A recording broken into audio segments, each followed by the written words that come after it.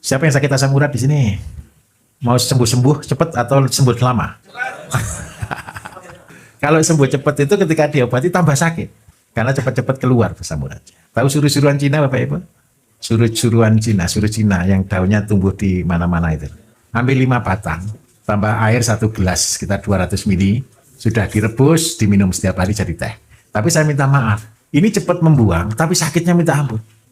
Bukan sembuh, Pak, tambah sakit. Karena apa? Ketika proses pembuangan, purin itu kan tajam. Ketika dibuang itu tambah sakit. Cara menghilangkan sakitnya, kita harus keluar keringat. Pakai jalan-jalan atau berjemur. Minum air putih yang banyak. Kalau mau lebih lambat tapi enak, itu pakai jus namanya Aleja. Apel, lemon, jahe. Nah ini enak. Keluarnya pelan-pelan.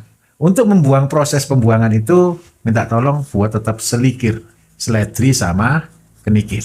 Seledrinya 3, kenikirnya 6 pucuk. Nah, 3 cara ini Bapak Ibu adalah untuk memperbaiki asam urat. Tolong, asam urat nggak boleh dipijet ya. Semakin dipijet semakin sakit. Karena dia semakin luka. Terus kalau kepengen enak lagi Pak, gimana caranya? Setiap hari makan nanas. Supaya keluarnya enak. Tahu nanas ya? Makan nanas, itu obatnya asam urat. Saya ini juga bakat asam urat Bapak Ibu. Kalau setiap hari dikasih daging gitu, pasti nanti asam urat. Nah, kalau saya yang ngimbanginya apa? Makan daging sama makan nanas.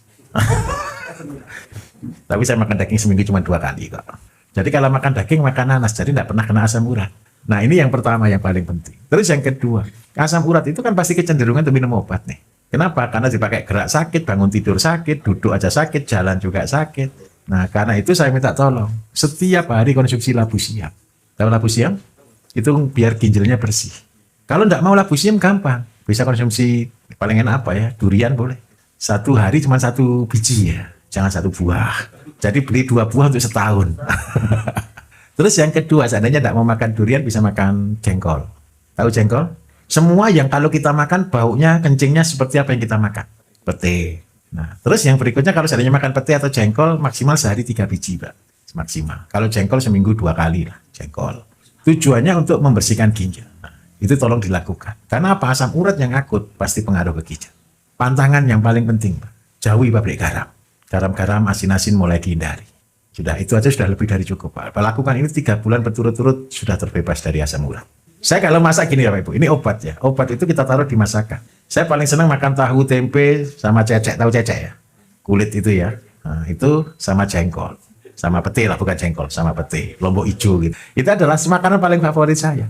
Tempenya menyebabkan asam urat. Tapi di situ ada petenya untuk anti asam uratnya. Jadi itu menjadi kombinasi. Jadi makanan itu tidak boleh jadi cuma makanan. Tapi makanan yang juga bermanfaat sebagai obat.